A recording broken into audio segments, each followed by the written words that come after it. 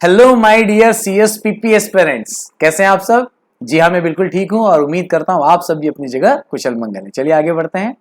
आज हम बहुत ही इंटरेस्टिंग टॉपिक लेकर आए हैं, that is all about company secretary professional program. जी हाँ, प्रोफेशनल प्रोग्राम को रजिस्टर करने से पहले कुछ चीजें हमें याद होनी चाहिए, ध्यान में होनी चाहिए। आई बिलीव कि आपको एग्जीक्यूटिव में बहुत कुछ पता है, लेकिन स्टिल हमें ये चीज देख लेना चाहिए। तो चलिए जानते हैं क्या क्या हम डिस्कस करने वाले हैं कि भैया कौन एलिजिबल है और रजिस्ट्रेशन फीस की एजुकेशनल फीस क्या होगी और कौन सी होगी, और उसमें क्या कंसेशन है भी कि नहीं है, कट ऑफ डेट्स क्या है, न्यू सिलेबस क्या है, सब्जेक्ट्स क्या हैं, एग्जाम कंडक्शन कैसे होते हैं, और उसकी एग्जाम की फीस कब फाइल करनी है, उसका रिजल्ट कब होता है, और सब्जेक्ट वाइज क्या मुझे एग्जाम्शन मिलेगा। सर मुझे एग्जीक्यूटिव में तो एग्जाम्शन नहीं मिल पाया, सर मिला था ना मुझे, व्हाटएवर, क्या यहां पर भी एग्जाम्शन मिल पाएगा, और मिलेगा तो कैसे मिलेगा, उसकी फीस क्या होगी। और एग्जीक्यूटिव में आपने केवल एक ही ट्रेनिंग ली थी, अब एग्जीक्यूटिव पास करने के बाद से लेकर अब और कौन सी ट्रेनिंग आपके पास है उसके बारे में हम चर्चा करेंगे। पोस्ट रजिस्ट्रेशन फीस क्या है, रजिस्ट्रेशन के बाद भी क्या हमें फीस पे करनी पड़ेगी, तो देखते हैं, बने रहिए। और सर सबसे इंपॉर्टेंट बात ये वाली चीजें, डी नोवो रजिस्ट्रेशन क्या होता है, बहुत से ना है डी नोवो वो है क्या, री रजिस्ट्रेशन क्या है, और सर कंटिन्यूएशन ऑफ रजिस्ट्रेशन क्या है। ये तीन नाम जो है ना सर परेशान कर देते हैं, डी नोवो, री registration and continuation of registration. तो प्लीज बताइएगा। जी हाँ, उसी के लिए तो ये वीडियो है, तो बने रहिए।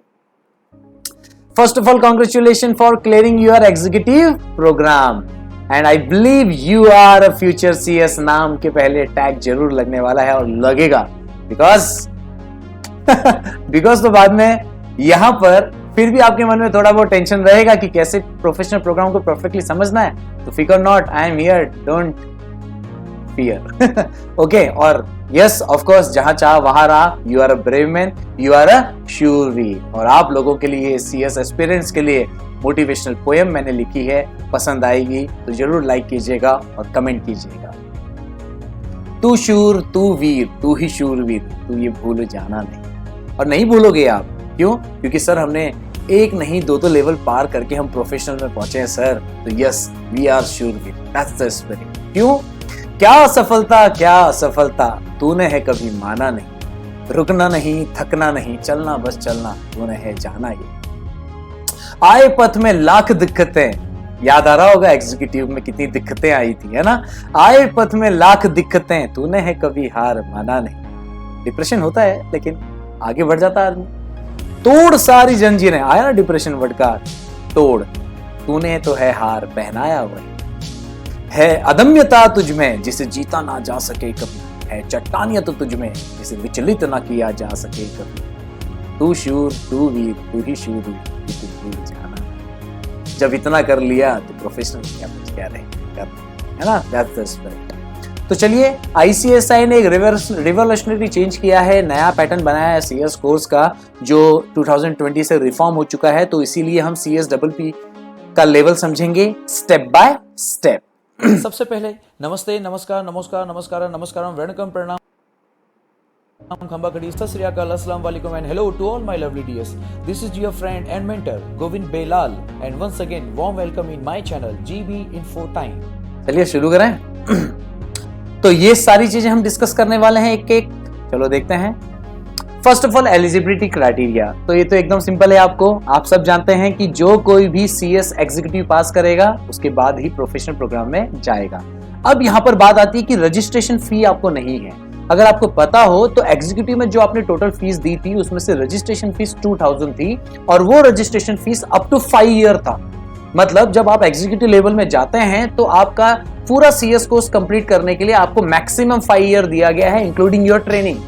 Is that clear? So within 5 years you have to complete your CS course. So you have already paid your registration fees, which is 2000 at the time of registration of executive. So right now in a professional program you don't need to pay the additional 2000 fees because आप within 5 year में आ रहे हैं। Is that clear or not? So what about after 5 years? We will discuss later यार। Wait, है ना? तो यहां पर सिर्फ आपको एजुकेशनल फी पे करनी है, प्रोफेशनल की एजुकेशनल फीस, और वो क्या है टोटल 13,000। तो बाइफर्केशन देख लें इसका कैसा है। एजुकेशनल फीस आपकी 12,000 है एंड प्री एग्जामिनेशन टेस्ट फी जो है आपकी 1,000 है। तो ये तो आपको ऑलरेडी पता है कि एग्जीक्यूटिव लेवल में एग्जीक्यूटिव एग्जाम देने से पहले आपने हर सब्जेक्ट का प्री एग्जाम टेस्ट दिया था, आईसीएसआई को बताया था सर हम इसके काबिल हैं और पास हो गए, तो अब हमको एग्जाम फॉर्म भरने को अलाउ करो एग्जीक्यूटिव का, और हम एग्जाम देते हैं। तो ठीक वैसे ही प्रोफेशनल का रजिस्ट्रेशन एजुकेशनल फीस आप भर तो दोगे 13,000, लेकिन एग्जाम जब आएगा उसका एग्जाम फॉर्म भरने से पहले ही आपको एग्जाम्स देने होंगे उस पर्टिकुलर सब्जेक्ट्स के पहले से, है ना, प्री एग्जाम टेस्ट देने होंगे, उसका 1,000 पेमेंट है, ये तो आपको पता है। तो टोटल फीस कितना हो गया 13,000। Still if you have any doubt then you can comment. चलो आगे बढ़े। So now what about the concession? Sir executive में हमने कंसेशन के बारे में सुना था, प्रोफेशनल में भी कंसेशन है क्या? देखते हैं। तो देखिए यहां पर क्या लिखा है, शेड्यूल कास्ट हो या शेड्यूल ट्राइब, सर्टिफिकेट होना चाहिए, जो भी मैं बात कर रहा हूं उसके लिए वैसा सर्टिफिकेट होना चाहिए। तो बेटा 50% आपको एग्जाम, 50% सीधा। अब अगर कोई फिजिकली हैंडीकैप्ड है तो देखो यहां पर क्लियरली लिखा हुआ है as defined under persons with disabilities bracket में equal opportunities protection of right and full participation act, उसके तहत अगर आपका सर्टिफिकेट बना है और आप फिजिकली हैंडीकैप्ड हैं तो देखो क्या हो रहा है, यहां पर बोलता है only registration fees is to be paid. Sir wait, अभी आपने कहा कि registration fees is already we have paid in executive level, that is 2,000 rupees. And in professional program, we don't need to pay the registration fees. We have to pay only the educational fees. So that means in a physical handicap, what we have to do? कुछ बातें आ रही है mind में लेकिन clear नहीं हो रही, clarity दो। तो क्लैरिटी ये है, यहाँ पर साफ बोल रहा है कि only registration fee you have to pay. But the thing is that registration fees is in executive program is 2,000, but registration fee for professional program is nil. So that means no fees for physically handicapped. Are you getting? Yes. It is very important. Next आगे बढ़ते हैं, common बात करते हैं आप। Physically handicap को छोड़कर बाकी सब कॉमन बात है। आईसीएलएस ऑफिसर या officials ministry of corporate affairs, मतलब ऐसे ऑफिसर्स या स्टाफ जो आईसीएलएस और एमसीए से बिलोंग करते हैं। आईसीएलएस का फुल फॉर्म आपको पता होना चाहिए, अब पता भी होगा आपको, इंडियन कॉर्पोरेट लॉ सर्विसेज। तो उनसे जुड़े हैं तो उन लोगों को 100% फीस, एजुकेशनल फीस माफ है। जो भी Indian army, Indian navy force या एयर फोर्स में या फिर पैरामिलिट्री फोर्स में थे और वो शहीद हो गए तो उनकी विडो या फिर उनके बच्चे क्या कर सकते हैं, यहां पर एनरोल कर सकते हैं और उनको 100% फीस एग्जम्प्ट है, एजुकेशन फीस। उसके बाद करते हैं स्टाफ। शहीद जो हुए हैं वो अलग बात है, अब बात कर रहे हैं जो लोग ऑलरेडी उसमें काम कर रहे हैं, Indian army, Indian force, navy, paramilitary, लेकिन अब क्या हो चुका है, वो परमानेंटली डिसेबल हो चुके हैं, अब वो उस फील्ड में नहीं है ना। तो उनके पास सर्टिफिकेट होगा, उस सर्टिफिकेट के बेस पर अगर आप प्रोफेशनल प्रोग्राम की पढ़ाई कर रहे हैं, करना चाहते हो एग्जीक्यूटिव कवर करने के बाद, तो यस आपको यहाँ पर भी 100% फीस माफ है। ठीक है, यहाँ पर किसकी बात कर रहे हैं, ऐसे लोग जो परमानेंट डिसेबल हो चुके हैं डिफेंस सर्विसेज से। अब यहाँ पर बोला जा रहा है कि ऐसे लोग जो डिसेबल नहीं है लेकिन जॉब कर रहे हैं अभी वहीं पर पैरामिलिट्री फोर्स, डिफेंस सर्विसेज में, या फिर रिटायर हो चुके हैं, तो वो लोग भी आ सकते हैं, उनको 50% माफ है। तो यहां पर आप याद रखिएगा कि डिफेंस सर्विस में काम करने वाले जो काम कर रहा है या रिटायर हो चुका है वो कर सकता है, 50% एग्जम्प्ट है। और वो अगर परमानेंटली डिसेबल हो चुका है और अगर वो करना चाहता है तो 100% है। अगर वो परमानेंटली डिसेबल हो चुका है या शहीद हो चुका है और उसकी विडो या फिर वार्ड जो है करना चाहते हैं तो भी 100% माफ है। Is that clear? Still, if you have any doubt, you can comment. Let's go for the slides. Okay. So, what is the cutoff date? Yes, you know very well about the executive program. Same funda dear, but still, जिनको नहीं पता है तो उनके लिए बताना बहुत जरूरी है कि कट ऑफ डेट्स आपका जो है 4 बार निकलता है। कितने बार निकलता है? 4 बार। एग्जाम 2 बार होगी। Yes, it's same like a executive. What? June and December same, लेकिन यहां पर आपके लिए कट ऑफ डेट 4 बार है। Let's see. देखो एग्जीक्यूटिव का रिजल्ट आपको मालूम है कब निकलता है, 25 फरवरी को। किसके लिए? जिन्होंने दिसंबर में एग्जाम दिया है, या फिर 25 अगस्त किसके लिए? जिन्होंने जून में एग्जाम दिया है एग्जीक्यूटिव का। तो अब आप देख लीजिए आपका रिजल्ट कब आया है। अगर आपका रिजल्ट फेब में आया है तो आपके लिए 2 ऑप्शन है। पहला ऑप्शन 31 मई से पहले रजिस्ट्रेशन कर डालो प्रोफेशनल के लिए, एजुकेशन फी पे कर डालो। तो फायदा क्या होगा, 31 मई तक आपने पे कर दिया तो अभी देखो जून का अटेम्प्ट तो छोड़ दो, अब आपके लिए सीधा कौन सा अटेम्प्ट है? दिसंबर। तो दिसंबर में आप 3 मॉड्यूल होते हैं। एग्जीक्यूटिव में कितने थे? 2 मॉड्यूल। तो अब आपको जो है प्रोफेशनल में 3 मॉड्यूल मिलेंगे, 3-3 सब्जेक्ट के। तो तीनों के तीनों मॉड्यूल आप दिसंबर में दे सकते हो। क्यों? क्योंकि आपको यहाँ पर 6 महीने का स्टडी करने का टाइम मिल रहा है। सिंपल फंडा है ICSI इंस्टीट्यूट का। आप जब भी रजिस्ट्रेशन करते हो लास्ट डेट के हिसाब से, जो कट ऑफ डेट्स हैं हम उसको प्रायोरिटी रखेंगे, उस कट ऑफ डेट्स के हिसाब से आप जब भी रजिस्ट्रेशन करते हो तो इसमें इंपॉर्टेंट ये है कि कम से कम 6 महीने का गैप होना चाहिए। तो लेट्स टेक एग्जांपल 31 मई को आपने रजिस्ट्रेशन किया। अब क्या बचा? जून, जुलाई, अगस्त, सितंबर, अक्टूबर, नवंबर, 6 महीना है और दिसंबर में एग्जाम है। तो आपके पास 6 महीने की मिनिमम स्टडी है। Whenever if you have a minimum 6 month study time, ठीक है कि नहीं, after the registration, after the cut off date of registration, you are eligible for all modules. अब आपके ऊपर है 1 देना है, 2 देना है, 3 देना है, लेकिन आप तीनों के लिए eligible. Is that clear? Great. Suppose आप 31 मई तक रजिस्टर नहीं कर पाए तो फिर आपके पास एक और ऑप्शन है, 31 जुलाई तक कर लो। लेकिन ये तो आपको पता चल गया 31 जुलाई तक अगर आपने किया तो उसके बाद महीने गिनो, अगस्त, सितंबर, अक्टूबर, नवंबर, सिर्फ 4 महीना है। तो बेटा बिलो 6 मंथ है तो of course any 1 module in December. Easy है ना, एकदम दिमाग में गया ना, दैट्स ग्रेट। वैसे अब आपका रिजल्ट कब आया? 25 अगस्त। अब 25 अगस्त को रिजल्ट आया तो डेफिनेटली बच्चा फटाफट एडमिशन लेगा। तो फटाफट एडमिशन लेगा तो फटाफट में बेटा अगस्त से 30 नवंबर के बीच में ले डालो। तो इससे फायदा क्या होगा? नवंबर के बाद गिनो, इमीडिएट दिसंबर आएगा तो उसके लिए तो आप एलिजिबल हो नहीं। तो दिसंबर, जनवरी, फरवरी, मार्च, अप्रैल, मई, 6 मंथ का गैप आ गया और जून में एग्जाम। तो भैया आप ऑल 3 मॉड्यूल जून में दोगे। क्यों? क्योंकि आपको 6 महीने पढ़ने का टाइम मिला। और मिस कर दिया 30 नवंबर लास्ट डेट, तो भैया आओ 31 जनवरी तक कर लो। तो लास्ट डेट 31 जनवरी है तो उसके बाद देखो क्या आ रहा है, फरवरी, मार्च, अप्रैल, मई, 4 महीना है ना। जून तक का तो गड़बड़ हो गया, तो जून में आप एग्जाम दे सकते हो, लेकिन any 1 module. Is that clear और नॉट?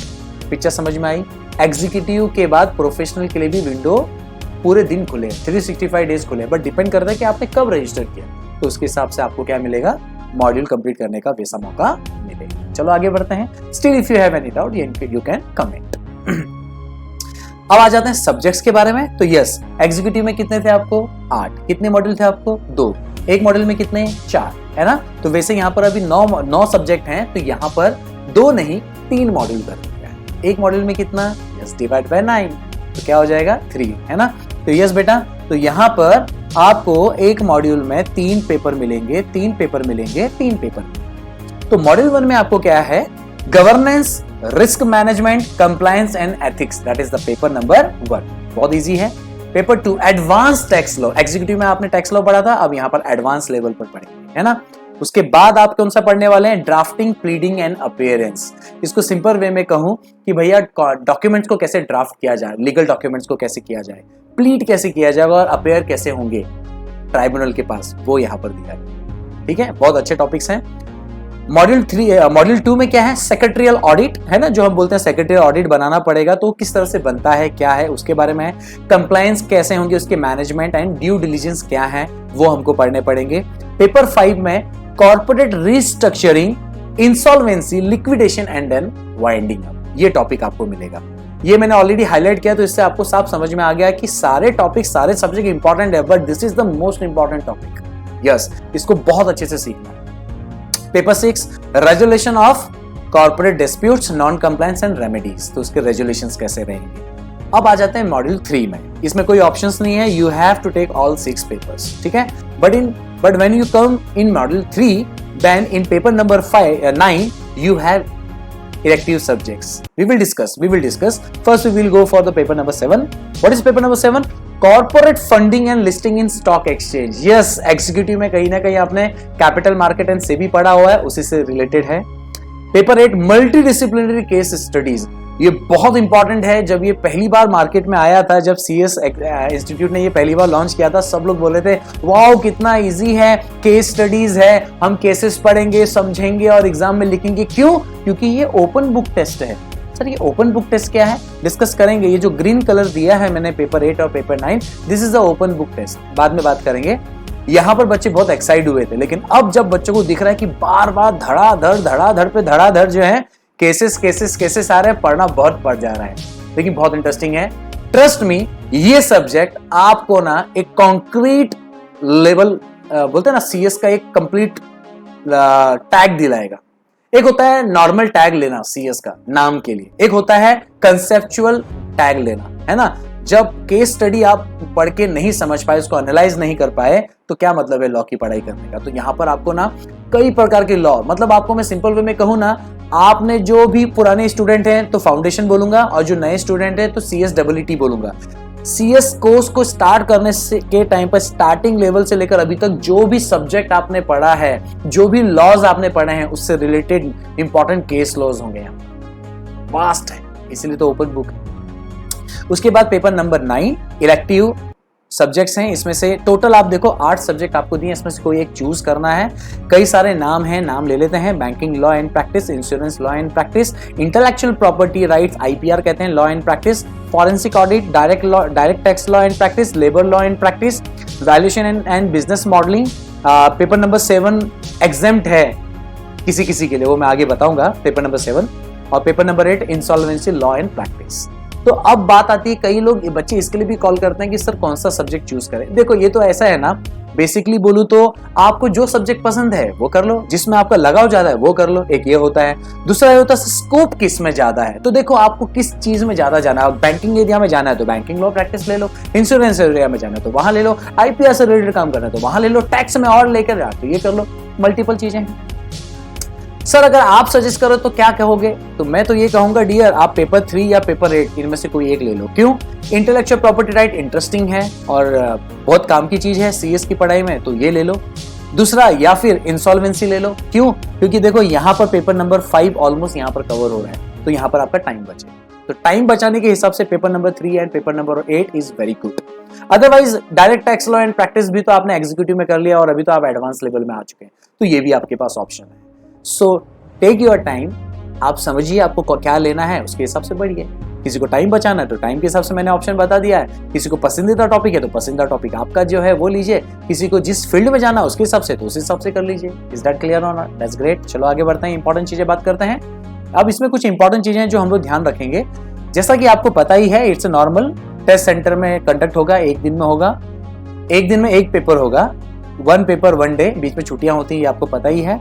और 100 मार्क का ईच पेपर है, मतलब 9 पेपर है तो 900 मार्क्स हो गया, और मॉड्यूल वाइज बात करें तो 300 मार्क्स हो गया। और वैसे भी हम आगे जाकर पासिंग क्राइटेरिया है, आपको पता ही है, हम मॉड्यूल वाइज बात करते हैं क्योंकि हम सिंगल पेपर भी देते हैं, सिंगल मॉड्यूल भी देते हैं। Is that clear? चलो अब आगे बढ़ते हैं।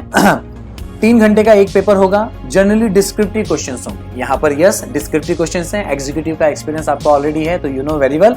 But the thing is that आपको वहां पर 3 पेपर MCQs थे एग्जीक्यूटिव, यहाँ पर MCQs ना होते हुए ओपन बुक रखा गया है। हर जगह कुछ अलग फंडा है। सर ये ओपन बुक टेस्ट का फंडा क्या है? Paper number 8 and paper number 9 जो मैंने लास्ट टाइम ग्रीन किया था, याद है ना? Yes, paper number 8 and paper number 9 ये ओपन बुक है। Elective subject paper number 9 and paper number 8 is what? Multi disciplinary case studies. Is that clear? तो यहां पर क्या होगा, आपका जो भी नोट्स, आप कोई क्लासेस ज्वाइन किए हैं तो उसका नोट्स, या फिर आपने ICSI का मॉड्यूल लिया है, जो भी व्हाटएवर जो भी आपके पास नोट्स हैं प्रिंटेड फॉर्म में, हाँ मोबाइल में नहीं, वो आप अपने पास लेकर जा सकते हैं। खुद का लिखा हुआ नोट्स व्हाटएवर, एक से ज्यादा भी लेकर जा सकते हैं, कोई प्रॉब्लम नहीं, कोई रेस्ट्रिक्शंस नहीं है। सर सुनने में बड़ा अच्छा लग रहा है, जितना सुनने में अच्छा लग रहा है उतना ही टफ है। याद रखना, अगर चीजें सिंपल करके दी हैं तो उसके पीछे लेवल भी टफ होगा। जब ये पहली बार लॉन्च हुआ था सब लोग ने इसका बहुत हल्के में लिया था, हवा बना दिया था, लेकिन आज वही बच्चे ओपन बुक टेस्ट में फेल हो रहे हैं। तो इसकी बहुत अच्छे से पढ़ाई करनी है क्योंकि ये वास्ट है, और ये वास्ट है इसीलिए ओपन बुक टेस्ट है। और मालूम है यहाँ पर आपको क्वेश्चन ऐसा नहीं पूछा जाएगा, अच्छा ये केस लॉ पढ़ा है, बताओ क्या लिखा है इसमें, ऐसा नहीं है। वो पूछेंगे बताओ इससे आपको क्या समझा, क्या इंटरप्रिटेट किया आपने। Is that clear? तो ये एकदम जबरदस्त फंडा है, इससे आपका नॉलेज चेक किया जाता है। तो इसलिए आपको ध्यान रखना है कि paper number 8 paper number 9 open book test है, पेपर 8 मोस्ट इंपॉर्टेंट, पेपर 9 आपके ऊपर है आप कौन सा लेते हैं। नो नेगेटिव मार्किंग, अच्छी बात है। CS की पूरी पढ़ाई में नेगेटिव मार्किंग नहीं है, बहुत अच्छा है। मॉड्यूल वाइज 300 मार्क का टोटल पेपर होगा। Passing criteria you know very well, module wise ही बात करेंगे। मॉड्यूल वाइज 3 पेपर है, 300 टोटल मार्क्स हो गया। और पासिंग क्राइटेरिया एक सब्जेक्ट में कितना, 40% एग्रीगेट, तो 100 मार्क का कितना, 40 मार्क। लेकिन हम पेपर एक मॉड्यूल वाइज देंगे पूरा तो कितना हो जाएगा, 300 मार्क। तो 300 मार्क में कितना, 40%? नहीं sir, aggregate 50%। That means total 3 subject का मिलाकर we should have score minimum 150 marks in aggregate. That's great, you are right. तो हमारा ये भी कवर हो गया। Before enrolling for examination, pre-exam test for every subject. Yes, 24/7 आप कभी भी एग्जाम दे सकते हो, एक नहीं मल्टीपल टाइम एग्जाम दे सकते हो। पास हो जाओ तो भी दो, फेल हो जाओ तो भी तब तो देते ही रहना पड़ेगा, जो ऑलरेडी आपने 1000 फी पे किया है। उसके बाद ही आप एग्जाम का एनरोलमेंट कर सकते हो। तो याद रखना बेटा, ये प्री एग्जाम टेस्ट बहुत जरूरी है, ठीक है कि नहीं। चलो आगे बढ़ते हैं। Still if you have any doubt then you can comment. ये प्रोफेशनल का वीडियो है, तो मैं मान के चलता हूँ कि एग्जीक्यूटिव में बहुत कुछ आपको पता है, तो इसीलिए मैं थोड़ा डिटेल में नहीं जा रहा हूँ, हालांकि फिर भी डिटेल में हूं मैं। चलो आगे बढ़ते हैं। Exam conduction, we have already discover कि एग्जाम कंडक्शन कितने होते हैं, 2 टाइम्स, दिसंबर एंड जनवरी, और हमने ये ऑलरेडी पढ़ा हुआ है ना, और कट ऑफ डेट्स भी पढ़ा हुआ है और यहाँ पर 3 मॉड्यूल की 1 मॉड्यूल ये भी हमने कवर किया है। तो इसमें मैं आपको मेन चीज ये बताना चाह रहा हूँ कि अगर आप जून का एग्जाम दे रहे हो, प्रोफेशनल एग्जाम जून में दे रहे हो, तो याद रखना 1 जून से ऑलमोस्ट एग्जाम स्टार्ट हो जाता है। और अगर आप दिसंबर में एग्जाम देना चाहते हो तो याद रखना 21 दिसंबर से ऑलमोस्ट एग्जाम शुरू हो जाता है। ये एग्जीक्यूटिव वाला ही फंडा है। और रिजल्ट का कब आएगा? यस, जून में एग्जाम दे रहे हो तो जून के बाद आएगा, 25 अगस्त, है ना। और अगर दिसंबर में एग्जाम दे रहे हो तो कब आएगा? दिसंबर के बाद आएगा 25 फरवरी। It's a by default date, fluctuate होगा तो होगा, ICSI डिसाइड करेगा। क्लियर है? ओके, अब बात करते हैं कि examination fees, exam filing period कब है। रजिस्ट्रेशन हमने कर लिया, आपने पढ़ाई शुरू कर ली, अब प्री एग्जाम टेस्ट देना है। प्री एग्जाम टेस्ट देने के बाद एग्जाम्स के फॉर्म भरने हैं और उसकी फी पे करनी है। तो यस, मॉड्यूल वाइज पेमेंट है, जिस तरह से एग्जीक्यूटिव में है। प्रोफेशनल प्रोग्राम का पर मॉड्यूल 1200 रुपया है, तो मतलब एक मॉड्यूल के लिए 12, तीनों मॉड्यूल दोगे तो 3600। अगर आप तीनों मॉड्यूल के लिए एलिजिबल हो लेकिन लास्ट में डिसाइड कर दो कि मुझे एक ही देना है या 2 देना है, तो 1200 या 2400, तीनों देना है तो 3600। सिंपल लॉजिक है। यस, पेपर वाइज नहीं है, same like a executive. Late fees, you know very well कि अगर आपने कट ऑफ डेट्स के बाद भी आपको एक थोड़ा सा पैन पीरियड दिया जाता है 15-20 दिन का, वॉटेवर डिस्कस करेंगे, तो उस बीच में अगर आपने किया तो हम ले लेंगे, लेकिन extra you have to pay 250 rupees lump sum, ठीक है कि नहीं। मतलब मॉड्यूल 1 के लिए या मॉड्यूल 2 के लिए या मॉड्यूल 3 के लिए, doesn't matter, you have to pay lump sum 250। Change of examination centre, हाँ, जैसे आपने फॉर्म भर दिया एग्जाम का और एग्जाम डेट, ठीक है कि नहीं, इसको सिंपल वे में लेते हैं। एग्जाम डेट आने के 30 दिन पहले तक आप जो है कर सकते हैं, ठीक है कि नहीं है। एग्जाम शुरू होने के 30 दिन पहले तक आप जो है सेंटर चेंज कर सकते हो, या मॉड्यूल चेंज कर सकते हो, या फिर लिखने का मीडियम चेंज कर सकते हो। मैं डेफिनेटली आपको बोलूंगा इंग्लिश में ही जाना है, तो उसकी बात नहीं आनी चाहिए। मॉड्यूल को चेंज कर सकते हो, सेंटर चेंज कर सकते हो। For that you have to pay 250 जब आप चेंज करोगे। और ये सरचार्ज वाली बातें हैं for those who are foreigners, ठीक है कि नहीं। तो for them US dollar 100 rupees, तो वो देख लेना। अब एग्जाम फाइलिंग देख लें। If you want to appear in a June, so you have to fill the exam form with fee between 26 February to 25 मार्च। देखो 26 फरवरी क्यों बोला? क्योंकि 25 फरवरी को CS एग्जीक्यूटिव का क्या आता है? रिजल्ट आता है। तो जैसे ही एग्जीक्यूटिव का रिजल्ट आया, नेक्स्ट डे विंडो ओपन हो जाता है। तो 26 फरवरी से 25 मार्च, ऑलमोस्ट 1 महीना, without late fee 1200, 2400, 3600 module wise है। लेकिन अगर आपने इस टाइम पर नहीं भरा तो 25 मार्च के बाद भी आप भर सकते हो। आपको 26 मार्च से 9 मार्च का टाइम दिया, ऑलमोस्ट अगर आप देखो तो 10 से 15 दिन का है। इसमें आप विथ लेट फी एडिशनल 250 पे करोगे। और अगर आप दिसंबर में देना चाहते हो, सेम फंडा है, बट डेट चेंज हो रही है। 26 अगस्त से शुरू होगा ये विंडो, 26 अगस्त से शुरू होगा। क्यों? रिजल्ट कब आएगा? हाँ, रिजल्ट आता है 25 अगस्त को, तो उसके बाद नेक्स्ट डे विंडो ओपन होगा 26 अगस्त से 25 सितंबर, 1 महीना, विदाउट लेट फीस 1200, 2400 या 3600। Late fees, next day window वापस ओपन होगा 26 सितंबर से 10 अक्टूबर, almost 10 to 15 days. With late fees you have to pay additional 250 rupees. और लास्ट में मैंने बताया, request for change in centre module medium 30 days before the exam commence. जिस तारीख को एग्जाम है उसके 30 दिन पहले। इज दैट क्लियर और नॉट?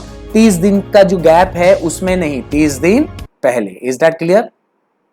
तो आई बिलीव मुझे आपको बातें समझ में आ गई। चलो अभी आगे बढ़ते हैं। अभी आगे और भी चीजें कवर करनी है। नेक्स्ट क्या है? सबसे इंपॉर्टेंट, ये ऑलरेडी मैं ऐसा मान के चलता हूं कि एग्जीक्यूटिव में आपको इसका अच्छे से नॉलेज है, तो हम इसमें डीप एग्जांपल में नहीं जाएंगे, लेकिन समझेंगे जरूर। सवाल उठता है कि सर, जिस तरह से एग्जीक्यूटिव लेवल में पेपर वाइज एग्जामिनेशन था, क्या हमें है? जी हाँ, आपको CS एग्जीक्यूटिव पास स्टूडेंट को, जो अब प्रोफेशनल में जा चुके हैं, उनको एग्जामिनेशन है। लेकिन मैं चाहूंगा कि ये एग्जामिनेशन आपको ना मिले और आप डायरेक्ट पास हो जाए। सर ये क्या कह रहे हो? क्योंकि डियर ये किसके लिए मालूम है? आप प्रोफेशनल में एग्जाम एडमिशन ले लिए हो और एडमिशन लेने के बाद एग्जाम भी दे चुके हो, और एग्जाम का क्राइटेरिया क्या है? Individual subject 40% and in total 50% aggregate module wise.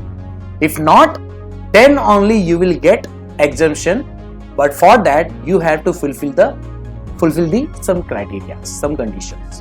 तो प्लीज समझो कि अगर आप प्रोफेशनल स्टूडेंट हो और आपने एग्जाम दिया और आपने ये क्राइटेरिया फुलफिल नहीं किया, लेकिन आप किसी सब्जेक्ट में अच्छा मार्क्स लाए हो, मतलब पास हो चुके हो और अच्छा भी मार्क्स लाए हो, किसी सब्जेक्ट में फेल हो गए, ठीक है कि नहीं है, लेकिन फेल हो गए ना, क्योंकि देखो क्राइटेरिया फुलफिल नहीं हुआ, 40 एंड 50% तो चाहिए ना, लेकिन आपका क्राइटेरिया फुलफिल नहीं हुआ, तो भी अगर आप किसी सब्जेक्ट में अच्छा मार्क्स लाए हो तो क्या आपको वो एग्जाम वापस से देना होगा?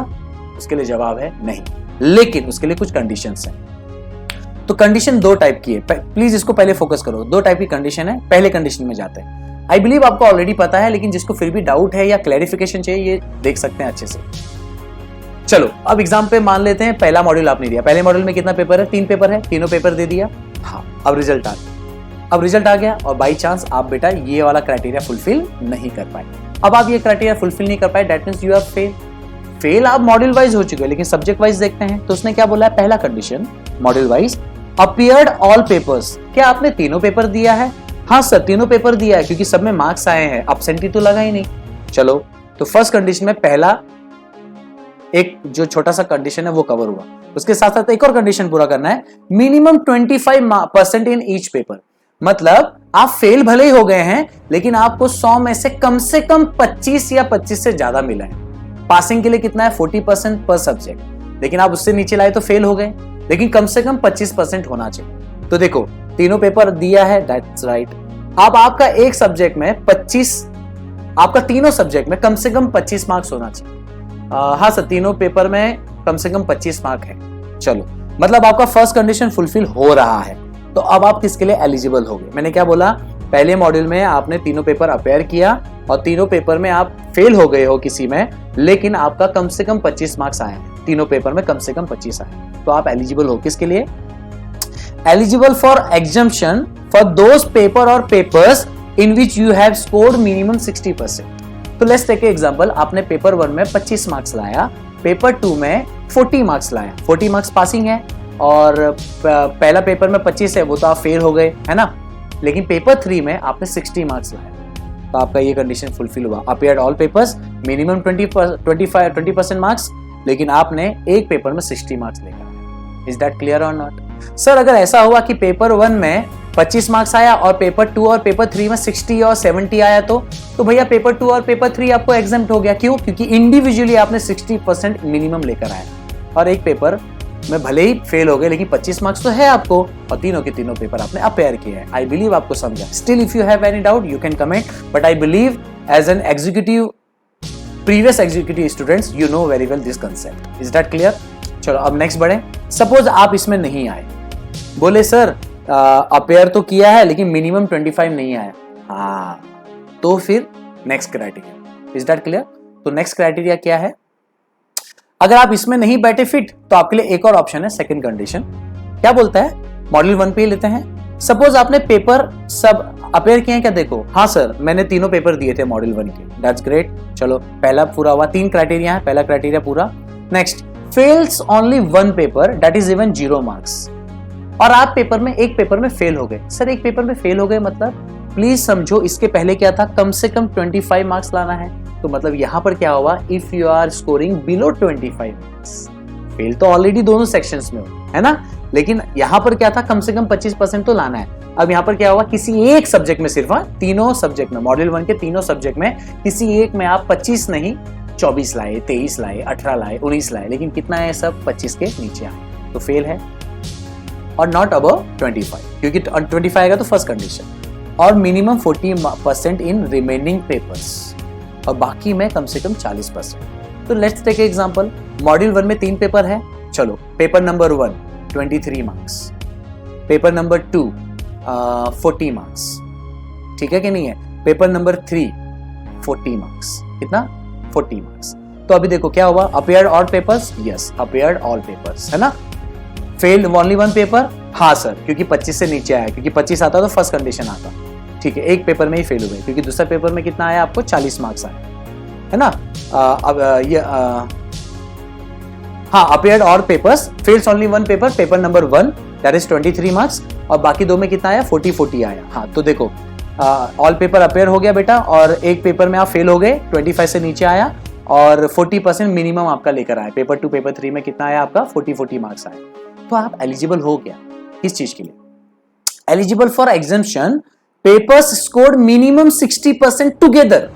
तो अभी मेरे को बताओ, पेपर 1 में तो फेल हो गए, 23 मार्क्स था, पेपर 2 और पेपर 3 टुगेदर बोला है 60%, तो बताओ पेपर 2 में कितना आया 40 मार्क्स, पेपर 3 में कितना आया 40 मार्क्स, टोटल कितना हुआ स्कोर्ड 80 मार्क्स, 40 40 80, आउट ऑफ दो पेपर का आउट ऑफ कितना होगा 200।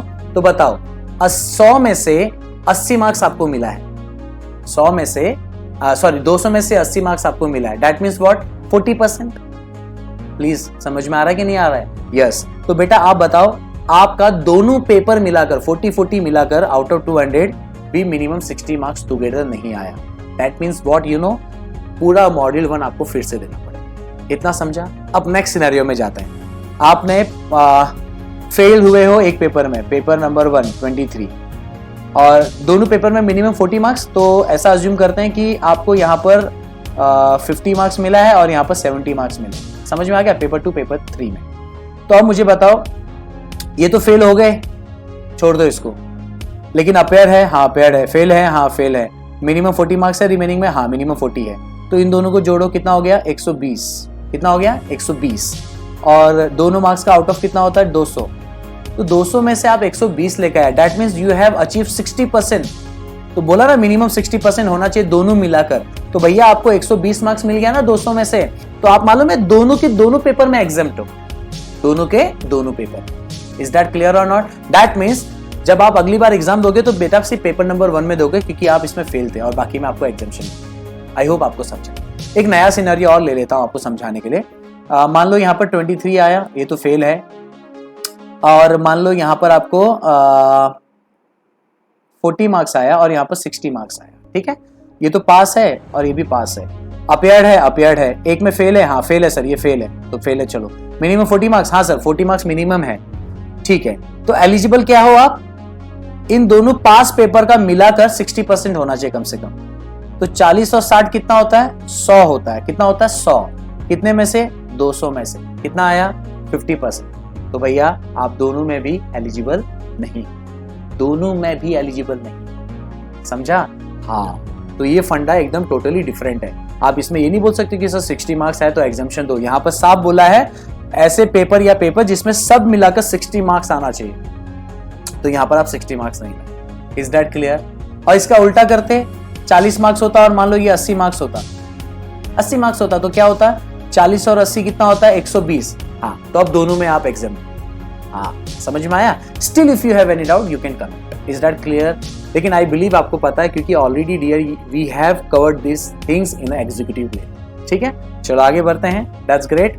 अभी भी लास्ट में वापस बोल रहा हूं, ये किन के लिए है? ऐसे स्टूडेंट जो प्रोफेशनल में 40% इंडिविजुअल और 50% एग्रीगेट नहीं ला पाए, that means they are fail in a module. But the thing is that if they are fail, still they have the opportunity to get exemption in a particular subject after the fulfilling the criteria. There are two major criteria.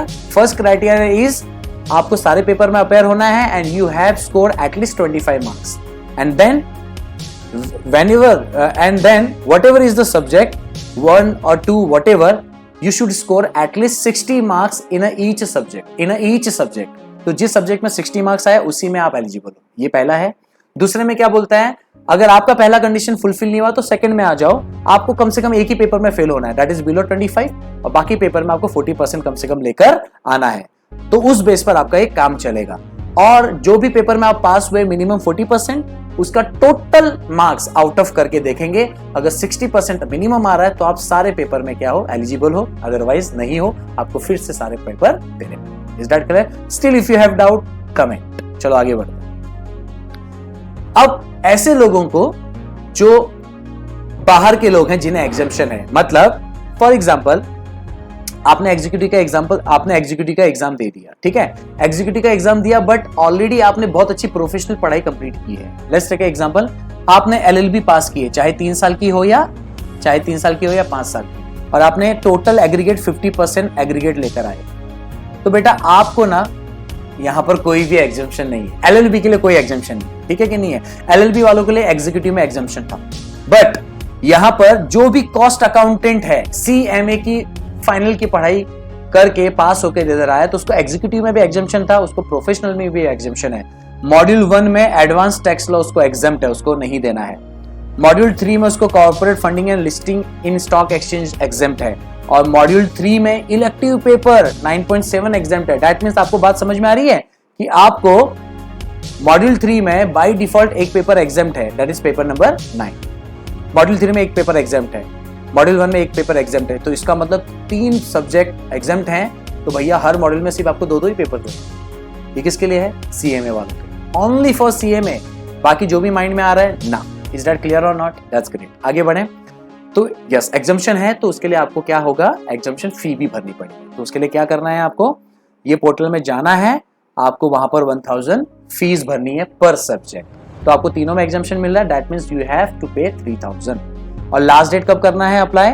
अगर आप जून में exam दे रहे हो तो बेटा 9 तारीख से पहले ये फी पे कर दो, ठीक है। और अगर आप दिसंबर में एग्जाम दे रहे हो तो 10 अक्टूबर। इज दैट क्लियर और नॉट? That's it. चलो आगे बढ़े। सो यहाँ पर हमने काफी कुछ कवर किया है। अब यहाँ पर हम क्या देखने वाले हैं, all about coaching for CS courses. तो डियर, एक अनाउंसमेंट मुझे करनी है। तो ये अनाउंसमेंट ये है कि GB info time already online platform में आ चुका है। हमारा जो है iOS और एंड्रॉयड में ये प्लेटफॉर्म है। वी हैव एजुकेशनल ऐप, और यहाँ पर हम कंपनी सेक्रेटरी से रिलेटेड कोर्सेज की कोचिंग प्रोवाइड करते हैं। तो प्लीज जो भी आपके कॉन्टैक्ट्स में होंगे आप उनको कम्युनिकेट कीजिएगा, उनको बताइएगा कि जीबी इन्फो टाइम जो है ऑनलाइन कोचिंग प्रोवाइड करता है सीएस स्टूडेंट्स के लिए। जो कोई भी जिन्हें कोचिंग फैसिलिटी अच्छे से नहीं मिल पाती है, हम आपको घर बैठे सुविधा प्रोवाइड कर रहे हैं। Is that clear?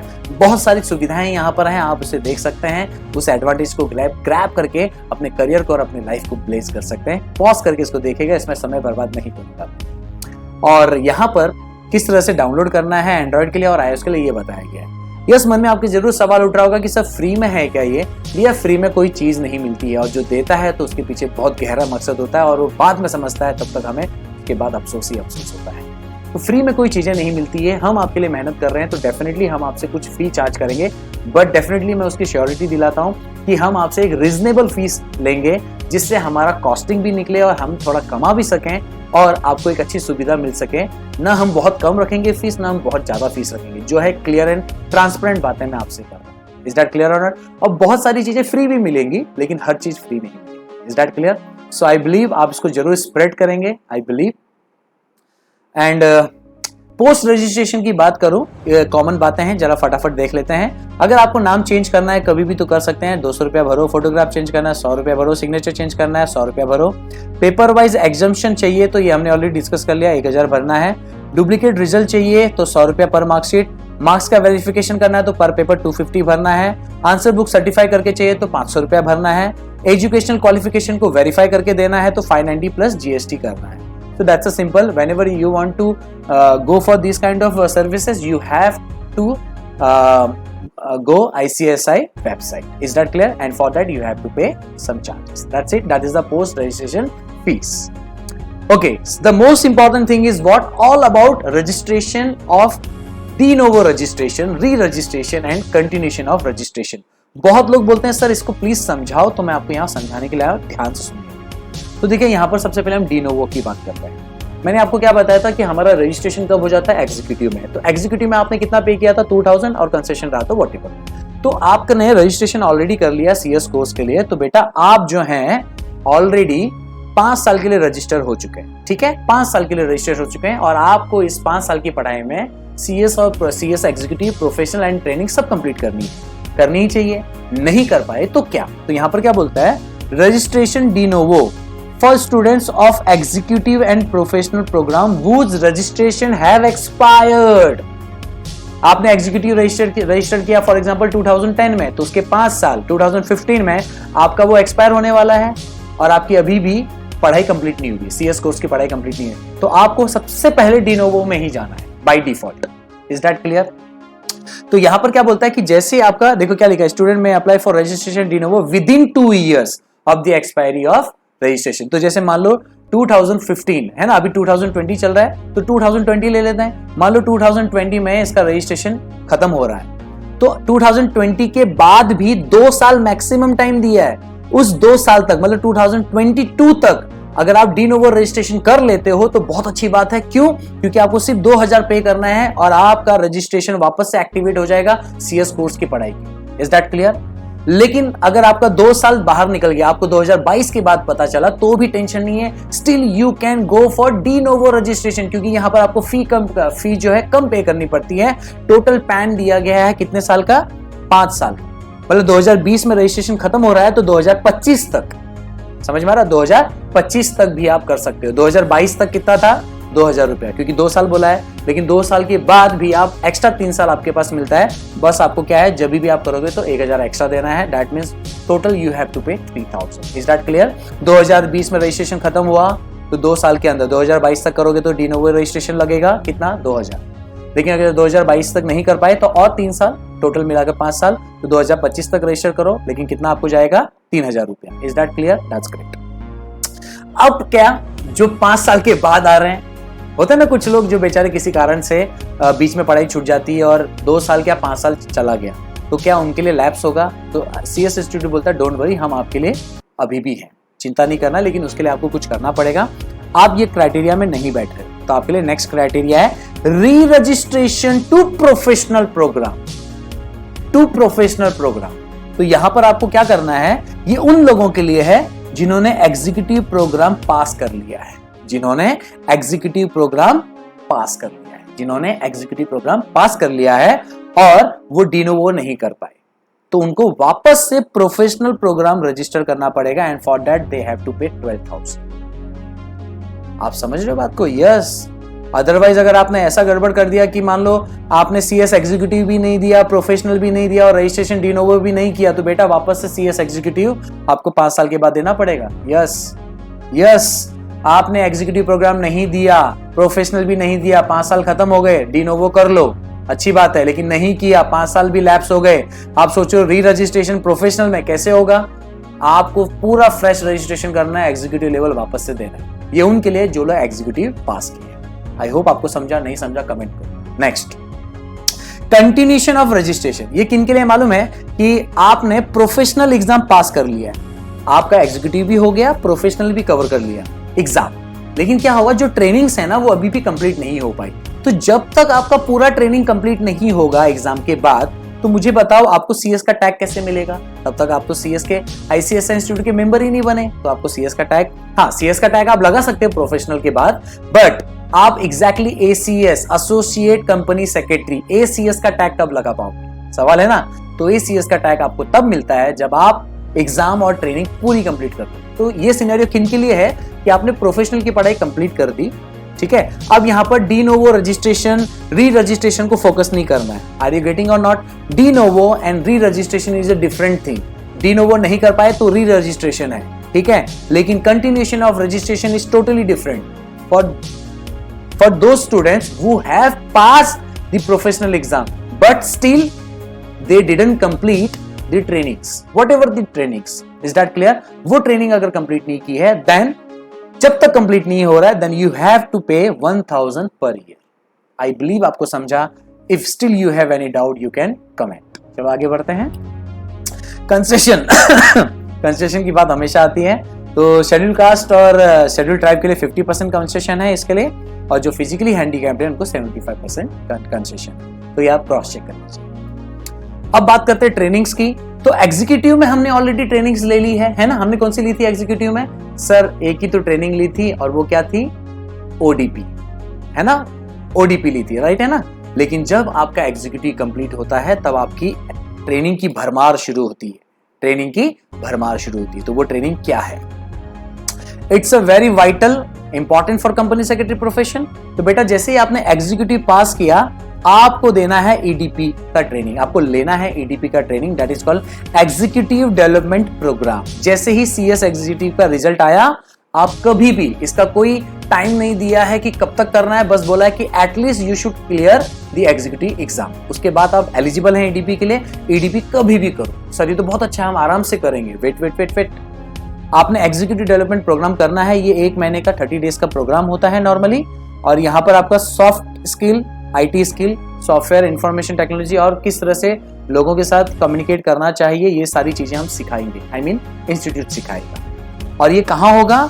ICSI के चैप्टर में होगा 30 डेज के लिए, या फिर ICSI के चैप्टर में 15 डेज के लिए होगा, और रिमेनिंग 50 डेज आप ऑनलाइन भी कर सकते हो। And for that you have to pay 12,000 rupees additionally for EDP program. Yes, EDP program is payable and it is the rupees 12,000. Is that clear? कभी भी कर सकते हो, लेकिन कब करना चाहिए? As soon as possible. क्यों? क्योंकि आपकी ट्रेनिंग रुक जाएगी आर्टिकलशिप 21 मंथ्स की। हाँ, तो सिंपल फंडा है, एग्जीक्यूटिव का रिजल्ट आया उसके नेक्स्ट डे ही क्या कर लो, प्रोफेशनल का रजिस्ट्रेशन कर लो और उसके साथ साथ EDP ज्वाइन कर लो।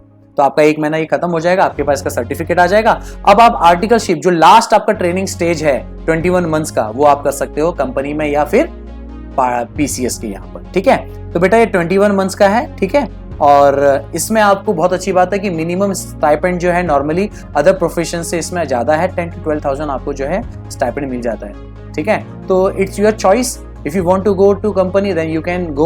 If you want to go for PCS, then you can go. But still, if you want any kind of suggestion from my side, then I will definitely suggest you that go for PCS. काम बहुत करवाएंगे, लेकिन सीखने को भी बहुत मिलेगा, क्योंकि वहाँ पर एक कंपनी नहीं, कई कंपनी होती है और कई सारे काम होते हैं। किसी कंपनी में रह करोगे तो फिर एक नॉर्मल काम सीखने को मिलेगा। So it's your choice, whatever you want. If you have any doubt, then we can go in comment section and we can chat. है ना? चलो आगे बढ़ते हैं। इसके बाद भी कुछ है क्या? यस, जैसे ही बेटा आपका EDP हो गया और 21 मंथ्स का आर्टिकलशिप हो गया और उसके साथ साथ आपने प्रोफेशनल प्रोग्राम भी पास कर लिया, सब कुछ हो गया। अब एक लास्ट ट्रेनिंग बची है, उसका नाम है CLDP, that is called corporate leadership development programme.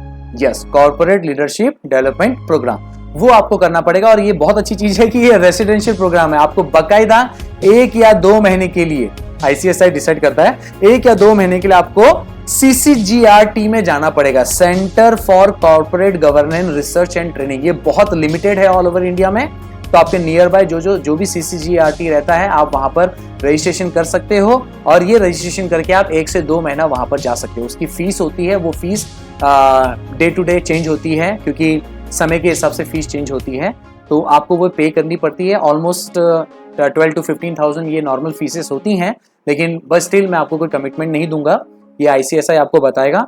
और आपको बेटा ये लास्ट ट्रेनिंग करनी होती है, और ये बहुत इंटरेस्टिंग होती है। काफ़ी कुछ सीखने को मिलता है, काफ़ी लोगों से मिलने को मिलता है, फेस टू फेस इंटरेक्शन है ये, कई कॉर्पोरेट लेजेंड्स भी आपको मिलेंगे। तो यहाँ पर आपकी ये सब ट्रेनिंग कंप्लीट होने के बाद ही आपको जो है ACS का टैग मिलेगा, that is called associate company secretary, आपके नाम से। सो आई बिलीव आपको ट्रेनिंग का एरिया भी समझ में आया है। तो यहाँ पर बहुत सारी चीजें हमने कवर की हैं। चलिए अभी आगे बढ़ते हैं। अभी आगे हमारा कौन सा टॉपिक है? जी हाँ, अरे वाह, हमने तो सब कुछ कवर कर लिया। हमने जो भी चीजें थी यहाँ पर हमने तो सब कुछ कवर कर लिया है ना, एक एक करके सब कुछ कवर कर लिया, देख सकते हैं। That's great. So finally dear, you are the future CS and I believe आप ये CS का टैग लेके ही रहेंगे और लेना ही चाहिए, बिकॉज यू आर शूरवीर। और ये प्लीज भूलिएगा नहीं कि हमने एजुकेशन ऐप लॉन्च किया हुआ है, आप चाहें तो इसको शेयर कर सकते हैं। Thanks a lot. तब तक के लिए हौसले बुलंद, कामयाबी तुरंत, because attitude matters but positive, कभी मत भूलना। Follow me on Facebook, Instagram, Twitter, YouTube, and don't forget to subscribe. चलो like, मिलते हैं share, नेक्स्ट and लेक्चर।